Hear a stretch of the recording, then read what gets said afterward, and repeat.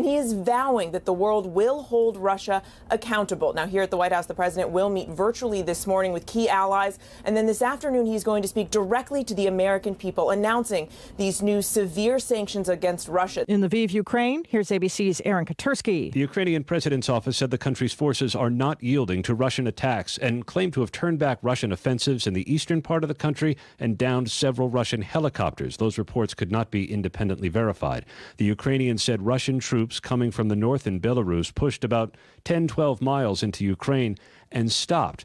The fear, though, is they'll regroup to renew their attack. ABC's Matt Gutman reports from southern Poland, where about 5,500 American troops are stationed. Originally, the intent, the mission here for the 82nd Airborne was military exercises with the Polish military. They are still doing that, but their mission has also morphed into something they're calling deter and assure.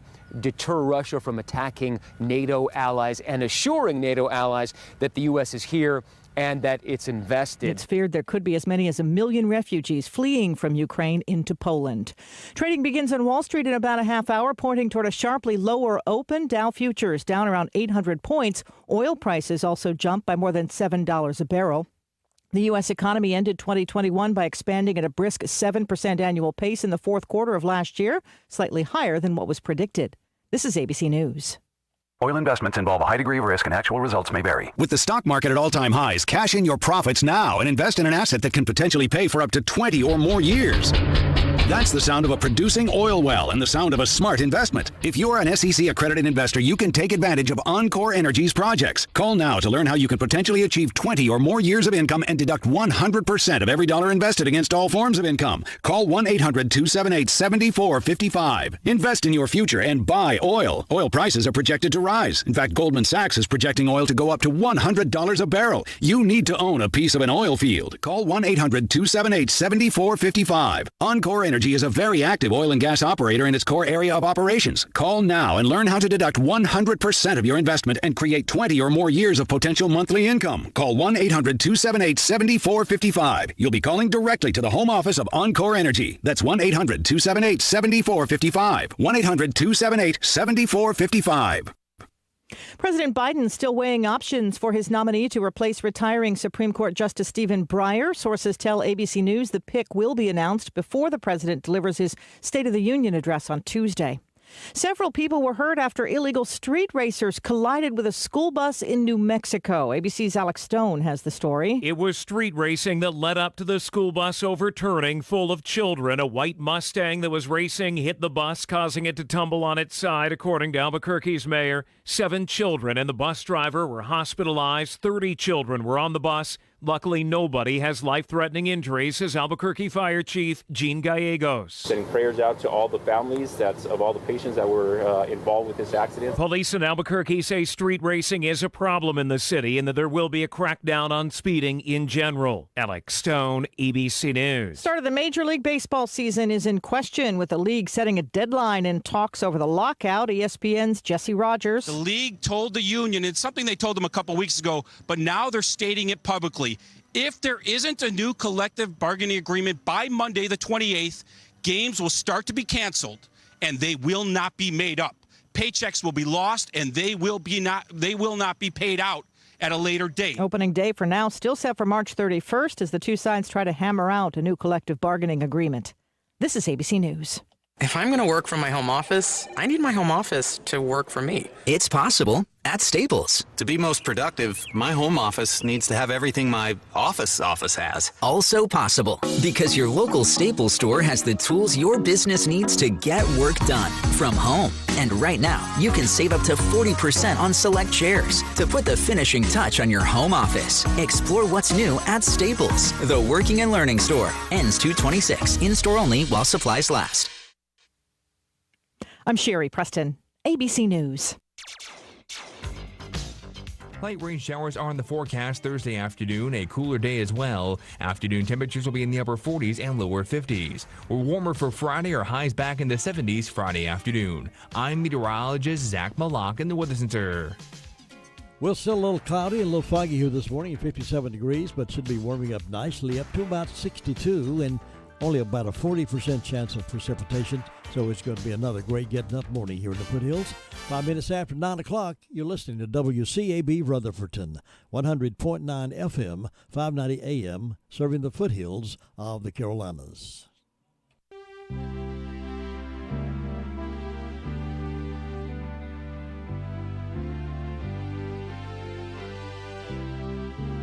It's time now for My Great America with Jim and Butch, a conversation about positive things about this great country. And now here are Jim and Butch. Well, good morning, Butch. Away from here, how are you doing? I'm doing fine. I'm up here in cold Pittsburgh with my daughter Tatiana again. We're at her table, and her 5 boys in the morning, ages 7, 9, 10, 11, and 12. It is like mobilizing an army to get them out the door, fed, backpacks on. Jim, I told her, I feel like I'm just one of the boys, and I'm in that flow. It's like I was ready to salute and jump into formation, because if I didn't, I was going to, miss the flow of everything. It's pretty incredible. She has things well organized, I'll bet. Incredibly organized. So, Tatiana, it's great to have you on again here today. Hey, Jim. How are you? Good morning, Tatiana. Glad to have you on board with us again this morning. From way up there, away from here, we're glad to have you on the phone. Thank you, Jim. Well, Jim, just real quickly, I thought before we jump back in as kind of part 2 to what we were discussing on Tuesday, just a quick reminder for everybody, some house cleaning business here. The Republican Party headquarters is going to host at 6 o'clock tonight the monthly meeting. I've had the opportunity to touch base with Bryson Smith, who's the chairperson, along with Carl Napolitano, and I'm looking at the new business. They're going to be talking about the 5th Congressional District voter registration update with the inimitable Bud Byers. If you've not heard Bud make a report, please put that into your museum bank of memories. How do you do that? Make sure you show up at 6 tonight. There's going to be an update on the primaries. There's going to be an update on the Constitution course. And then Roger Short, no doubt, Jim, is going to get up and talk about the annual Republican Party by Dahlia Onion fundraiser. And if you've not heard Roger speak, I'm saying this with great respect, it's like he had 3 or 4 glasses of Kool-Aid in the morning. I'm sure glad. I'm sure glad it's Medallia Onion time almost. I love those. It's almost Medallia Onion time, and I think last year we sold 6,000 or 7,000 pounds of them. So there's going to be a report on that, and the NRA banquet coming up, and there's going to be a special guest, Jason Williams, who's a good friend from North Carolina Faith and Freedom Coalition. So please do not miss the Republican Party event. If you're a Democrat and you're disappointed in your party, go. If you're an independent, you're not quite sure who you're going to vote for, go. And if you're a Republican, especially a Republican that's not come to a meeting before, please come tonight at 6 p.m. And Jim, you always try to be there as much as you can, don't you? Yes, I will be there tonight. Let me hitchhike on what you're saying also. Today opens a filing date here in Rutherford County, North Carolina, too. Folks who want to run for office can go file today as of 8 o'clock this morning until I think it ends over in March, March the 4th it ends. So if anybody wants to run for office, today's the day to file. That is so good. And you know what, Jim, you and I have talked about this before since the inception of My Great America with Jim and Butch. We've talked about the fact that democracy, this grand experiment of the republic, it's messy. I mean, it's not clean, but you know what the great thing is? In the froth of it all, if we'll be kind and sweet and gentle and God-fearing and let candidates speak their minds and then listen and ascertain who we should vote for and pray about it, that is what we've been doing as a nation from the very beginning. And you and I have both been voices and continue to be. Let's be kind. Let's be gentle. Let's be sweet. And in the midst of all of it, we'll get some good candidates, I'm confident, in office. Absolutely. Great. Well, I found myself, Jim, being around these young people here in this blended family with foster care so much a part of it. I found myself remembering again that America's history is a real improbable one. When you go to the Statue of Liberty, you go to Ellis Island. I think of my great-grandparents on my mother's side, came over from Sweden with 14 children. And that Statue of Liberty that was a gift from France has inscribed on it, "Give me your tired, your poor, your huddled masses yearning to breathe free, the wretched refuse of your teeming shores." Now, that's an extreme way to say it, but our nation has been built through immigration and through people whose names were different, their foods were different, their languages were different, but they came under the big tent of what we call America. And one of those who came is my daughter, Tatiana. And we're going to talk just a little bit about Tatiana's story, but then I want to ask her to just talk again about how foster care and adoption is a great way to build a family, because we'll often say it, if you're pro-life, you need to be pro-life at all levels. It's not just anti-abortion. It's what are we going to do about children that need families? So, Tatiana, I thought it'd be interesting if you just kind of explain some of your journey and some of your, you and I came from Russia and came to the United States, but just talk a little bit about what it was like to come here. You spoke Russian, you didn't speak English, and you had early memories, and you were tenacious, you were in sports, but what are some memories that you have? Of coming to America? Yeah, just being here and, you came to Dallas and, you went to school and. Oh my goodness. I feel like it's, Jim, I think that's like a loaded question only because I'm coming from an orphanage and it's Moscow, Russia. And we're incredibly poor. So our lives are so small. Like my life was so small. And then I know when I came to America, I think I was scared of everything. I even recall just being so frightened of my dad putting me on a swing and just freaking out because it's so scary. And I have friends to this day who have come from different countries, and they are just, the experiences are overwhelming. They can't do them because they've never done that. And those are adults. And so I was just a 6-year-old and definitely scared. And there's also wonderful things. The wonderful part was being put into a family of a Korean brother. And he just was, in his own way, just a ball of fun, and two little sisters. And so that would have been, the greatest part is really being put into a family. And what's so interesting, Jim, is that there was actually an infant. Our youngest, Micaiah, was born, and she was only a few months old when Tatiana came. And one of the things that struck me so much, and it's such a sweet story, and of course I'm biased as her father, but Tatiana, one of the things that I noticed is that you had a lot of maternal instincts. You literally became like a little mother to your younger sister, Micaiah, and it was so interesting to see just how you embraced things that were America, and we would go to 4th of July parades, and you would have projects in school, and through all of it, Jim, there wasn't propaganda or an indoctrination, but it was watching a young Russian girl come to embrace the American dream. And of course, it's all culminated now. And it's just a living epistle and a reminder that with God's help and with hard work, America is still that bright light on a hill where people can make it. Jim? I'm interested in hearing that story, but I'm wondering, Tatiana, how difficult was it for you to pick up the English language coming from Russia, speaking Russian? Jim, so actually I lost everything in 6 months. And by a year, I had lost my whole accent, as you can hear. Yes, right. As you can hear. So it's very, very common for that to happen. And I actually have a son from China, too.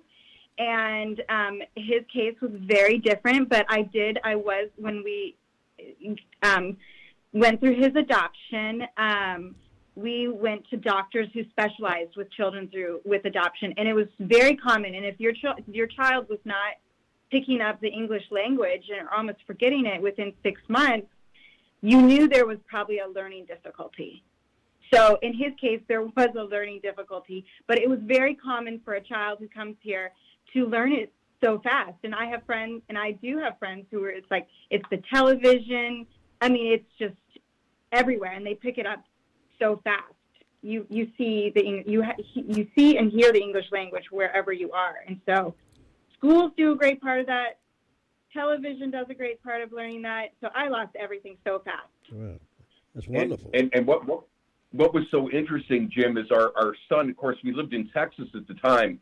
Our son Samuel, who came from Korea, and he was an infant when I went to get him. I mean, he was an infant baby, but he grew. And I remember one time, Jim, we lived on Allendale Drive in Coppell, Texas. I was flying to the airport. Flying out of the airport a lot, so we lived close to the DFW airport, and we were close enough to walk to school. But I remember one day he came back from school. He would have been in, I don't know what grade, second grade maybe? Yeah, I think like second grade. But he came to me and he said, "Dad, I have to ask you something." And I said, "What do you need to ask me, Samuel?" He said, "Dad, am I Mexican?" And he was like, I think, one of the only Asian children in of course it's the Southwest, and there were lots of Hispanic children, but I'll never forget the day he looked at my eyes, looked at my eyes, and he asked that poignant question, "Am I Mexican?" And I explained to him, "You came from Korea, but you're American now." Jim, it's just our country. A lot of people get stuck into thinking it's my four and no more. Yes. Our country has been built through adoption and assimilation and immigration. It's really been a grand experiment, hasn't it? It's a melting pot of all nationalities of folks who want to come and live in a great country like ours. And without those different cultures and those different attitudes of people, we would not be the country we are today. So I'm glad we have that melting pot. Yes, they bring so much culture yes. and just so many fun. I mean, it's like they bring so many different types of community, and no way is wrong, right? And so it really embellishes your life even further. So when you can actually get into that, like I really believe it's important. We have children who are adopted, but we love to celebrate their cultures. We like to go do what is something that their ethnicity really partakes in, whether it's fried chicken barbecues or going to Asian tea houses. I mean, they love it, and they want to be part of that still. Like, we want to keep those connections for them. Well, and Jim, I had the opportunity through my work and then efforts as a board member for Holt International Children's Services, through whom we adopted our two children. My brother Mark, who's a middle school choral director in Greensboro, North Carolina, adopted two children from Thailand through Holt. Holt actually pioneered intercountry adoption after the Korean War. There was a venerable lumberman who was in his mid-50s who had heart issues, Harry Holt. And Bob Pierce, who founded World Vision, was going from church to church showing movies, talking about the horrible treatment of these babies that were being born to Korean women and American servicemen, some of whom were being killed. It was horrible. He got on an airplane, flew to Korea, and brought back, I think, 7 or 8 babies. There were no intercountry adoption laws, and that was the beginning, post-Korean War, of what we know as modern-day adoption in this country. And, of course, one of the beneficiaries is the Maltby family with a son from Korea. Samuel's about to finish medical school, and we'll hear about his residency assignment next month. Tatiana came to us out of an orphanage setting, orphanage number 17. Very difficult circumstances and conditions, horrible things there in the former Soviet Union. They created a disorder called oligophrenia, and children that were abandoned or children that were in homes where the parents just felt like they were too much to handle could have their child diagnosed as being oligophrenic. They would become properties of the Russian state. Often it was KGB wives of officers who ran these orphanages. There was a lot of graft and corruption, but out of that squalor, and it's a miraculous story, there was a woman named Vera Kadiva, who was a Christian woman who was doing ministry to orphanages. I was over there on business and also interacting on behalf of Holt, and this woman said, "There's a little girl at orphanage number 17 that you need to meet." Well, out of the hundreds and hundreds and thousands of orphaned children that I might have been exposed to, God allowed her to be an oracle and a messenger in our life. And out of that came a daughter, and that daughter married a graduate of the Air Force Academy who now heads up as a cadet commander at the University of Pittsburgh and elsewhere, U.S. Air Force Academy graduate. And they have 5 children, Jim, 3 of which have come out of foster care who are now adopted. That all was a miracle that was totally the result of God's providence and plan, and I'm forever grateful. It has to be a God thing, the way that developed that way. It had to be a God thing. Absolutely. I would definitely, I it's like he says these amazing things, but I have to tell you, it is like 1 in a million, and I am so blessed. God definitely was part of all of that, and just the fact that my life, I'm not, dealing with so much trauma. It does affect the brain, and it's a miracle I am thriving, so it is a miracle, but I definitely want to shed light on the hardships of coming through those situations and working, even we've worked with young adults, and it's very difficult. And then as you turn 18, you have to become an adult and start taking care of yourself, because the system really can't pay for you to keep being taken care of. And so I am just so lucky. God's blessed me, whatever way you want to take it.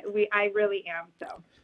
Well, and Jim, the thing that is so, you and I have talked about this so often in our programs, with all of the problems America faces, with all of the challenges that we have, with the political morass that we're in, the dark vortex of anger and social media and people that don't get along, the bottom line is that in the fabric of America, there is fundamentally a strong civil impulse to do the right thing. We hear all the stories about the wrong things being done, but there's a strong motivation to do the next right thing. And whether it's picking up trash on the side of the road, helping in a classroom because teachers are overburdened, being involved in your church like mine at Word of Faith Fellowship, getting involved in the foster care system, as Tatiana mentioned on Tuesday. It doesn't have to be, her mom used to say, start simply, but simply start. It can be something that's just simple, but all of us together are each other's keeper, and the world, our community, Rutherford counties can be better if we can get outside of ourselves, not be selfish, and not fall victim to what we call the my for and no more. There's some people, it's like my family and nobody else. That's not the way God's called us to live. Absolutely. Tatiana, I love your name, Tatiana. I was wondering, Butch, did you give her that name, or was that a birth name? It was given to me. I had a Russian name. It was Yana, and so they changed it to Tatiana. And it is common in Russia to have a child name, and when you come of age, you get an adult name. So it's like my adult name almost. I love the name. I love it. So I've used both names. I'll tell you one quick orphanage story. Okay, there are a number of orphanage stories. Orphanage number 17. Everything's monochromatic. It's not a colorful kind of place. We think of playhouses and playrooms and Ronald McDonald, with the balls that you play. There's none of that in the orphanage. Well, one day I went to the orphanage, and I brought with me a big duffel bag filled with little gifts and little candies for the other children. And so the orphanage director was there. I had my translator. Her name was Katya. I'd used her a number of times before on business-related trips there because we did work with the Bible Society of Russia as part of my company. So anyway, we're there, and all the children were incredibly excited, Jim.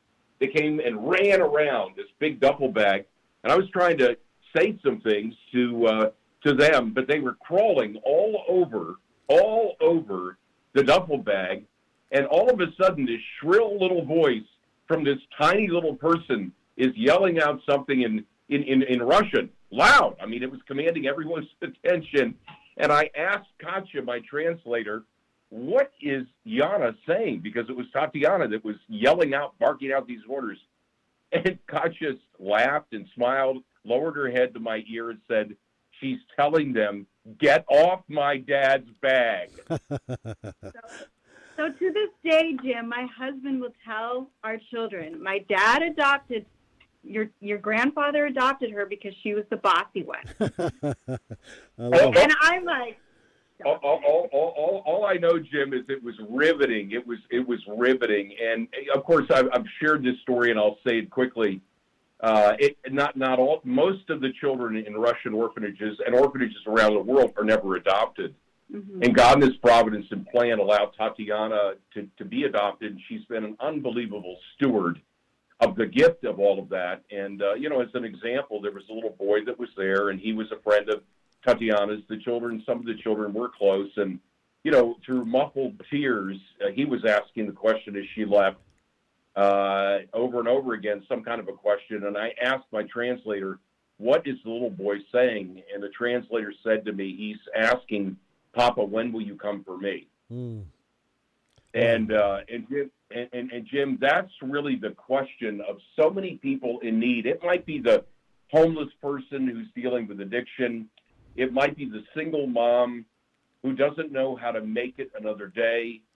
It might be the elder who has no family to come and visit. It might be the orphan asking the question, when will you come for me? And the answer to that question is Jesus made it clear, we are the hands, we are the feet, we are the eyes and the ears of the living God. He has called us in this short little bit of time. The book of James says our lives are so short, it's like the steam off the cooking pot.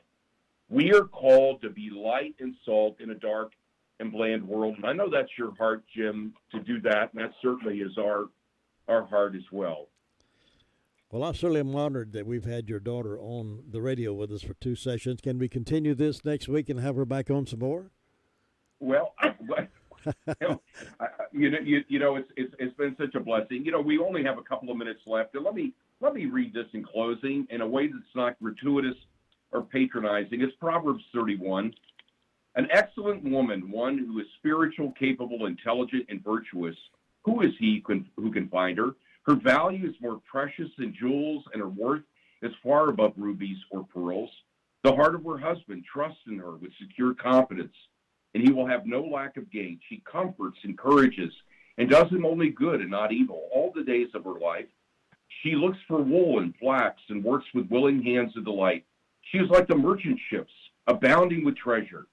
She brings her household food from far away. She rises also while it's still night. She gives food to her household and assigns tasks to her maids, like you could say children. She considers a field before she buys or accepts it, expanding her business prudently. With her profit, she plants fruitful vines in her vineyard. She equips herself with strength, spiritual, mental, and physical fitness for her God-given task and makes her arms strong. She sees that her gain is good. Her lamp does not go out. It burns continually through the night. She's prepared for whatever lies ahead. She stretches out her hands to the distant, and her hands hold the spindle as she spins wool into thread for clothing. She opens and extends her hand to the poor, and she reaches out her filled hands to the needy. She does not fear the snow for her household, for all in her household are clothed in scarlet. She makes for herself coverlets, cushions, and rugs of tapestry. Her clothing is linen, pure and fine, and purple wool. Her husband is known in the city gates when he sits among the elders of the land. She makes fine linen garments and sells them, and supplies sashes for all merchants. Strength and dignity are her clothing, and her position is strong and secure. That's the virtuous woman. And, one of the greatest blessings of my life, Jim, has been to see this small little microcosm of America at work, from an orphanage to a family, from a family to a husband that valiantly serves his country in the U.S. military, to the building of a home through foster care and adoption. It's a small little nutshell of what makes America great, only as we bow our knees to the maker and the creator of all good things, the God of the universe, who gave us hope through his son, Jesus. Tatiana, it was a pleasure meeting you on the radio. I hope someday to meet you face to face. Thanks for being with us. Butch, you have a safe travel back home, and God bless America. God bless America, God bless Jim. America. Bye, Jim.